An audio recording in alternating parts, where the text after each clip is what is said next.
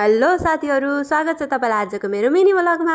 आज मेरो night duty सकेर घर गइसकेपछि खाना खाने बित्तिकै सुतेको मान्छे म एकैचोटि दिउँसो चिया खान बल्ल उठे। अब दिउँसो सुतेर उठिसकेपछि त एकछिन त आफूलाई पनि काछु के छु अलिकति डिसओरिएन्टेड भए जस्तो हुन्छ नि त। म त्यही कन्डिसनमा थिएँ यो बेलामा। त्यसपछि एकछिन त आज भिडियो हाल्दैन, भिडियो पनि खिच्न पाएको छैन भनेर सोचिरहेको थिएँ, तर फेरि सोचे कि कन्सिस्टेन्सी भनेको नै सक्सेसको मेन की हो भनेर। जस्तो भयो नि भिडियो हालिदिन्छु, साथीहरूले 10-15 वटा लाइक भए पनि दिइहाल्छन् भन्ने सोचे। म पनि अब एकदमै बुद्धिमानी बन्छु कि के हो, बुद्धि बङ्गाएर आउनको लागि हो कि के हो। अस्तिबाट मेरो यो एकदम दुखिरहेको छ। पहिला पहिला मम्मीले जिउ दुख्यो, यहाँ दुख्यो, त्यहाँ दुख्यो भन्दा कति नाटक पार्नुहुन्छ कि भन्ने सोच्थे, तर अहिले म आफू नै त्यो एजमा नपुगिकन पनि मेरो शरीर दुखेको देखेर त आफैलाई दिक्क लाग्छ। हुन त आज ड्युटी सकेर गएको भएर एकदमै थाके जस्तो महसुस भयो थियो, त्यही भएर मेरो काम त खाने सुत्ने मात्र थियो। झन् ड्युटी सकेर गइसकेपछि सबै काम आफैले गर्नुपर्ने भइदा त मेरो हालत के हुन्थ्यो होला म इमेजिन पनि गर्न सक्दिनँ। चिया खानसम्म त ठिकै हो, तर अर्को मेन समस्या भनेको खाजा के खाने भनेर दिउँसोको। बल्ल